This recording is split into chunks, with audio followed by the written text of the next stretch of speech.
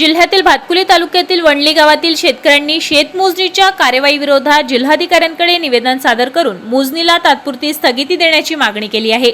शेतकऱ्यांच्या म्हणण्यानुसार सध्या खरीप हंगामाची पेरणी पूर्ण झाली असून अनेक शेतांमध्ये पिके उगवू लागली आहेत। आधी शेतातील पिके हरिण, रानडुक्कर, नीलगाय, रोही यांच्या वर्दळीमुळे नुकसान होत आहे। अशा परिस्थितीत अचानक शेतमोजणी सुरू करण्यात आल्याने उभ्या पिकांचे नुकसान होण्याची भीती निर्माण होत आहे। यापूर्वी काही काळ मोजणी होणार नसल्याचे सांगण्यात आल्याने शेतकरी शेतीच्या कामात व्यस्त झाले होते। मात्र अचानक काही शेतकऱ्यांना नोटीस देऊन मोजणी सुरू करण्यात आल्याचा आरोप करण्यात आला आहे।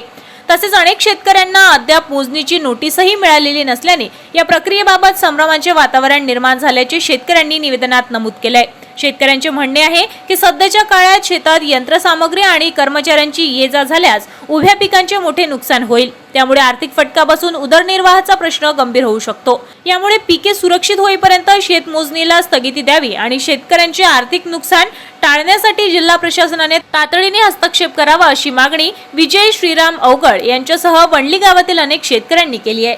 वणली तालुका भातकुली आमचं निवेदन असं आहे की यावेळेस पावसामुळे पाऊस कमी असल्यामुळे पहिलेच पिकं निघत नाही आहे आणि त्याच्यामध्ये भूमी अभिलेख कार्यालयाने मोजणीचा सुरू केलेली आहे। त्यांना आम्ही विनंती केली की काही दिवसापूर्वी स्थगित करून पिकं मोठं झाले की तुम्ही मोजणी करायला काही आमचा हरकत नाही आहे, पण त्यावेळेस आता छोटी सध्या पिकं लहान आहेत, त्याच्याकडनं नुकसान होऊन राहिलं।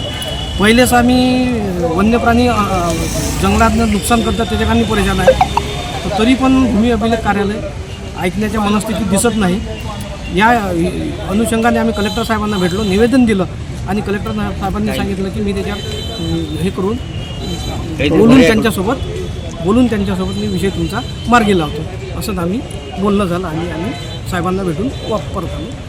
नाव वणली रमेश अवगड, अमरावती। आपल्या शहरातील ताज्या घडामोडी व बातम्या बघण्यासाठी नंबर 1 न्यूज चॅनल अमरावतीला सबस्क्राईब करा, लाईक करा आणि शेअर करा। संपर्क करा संपादक नितीन पाटील मुळे।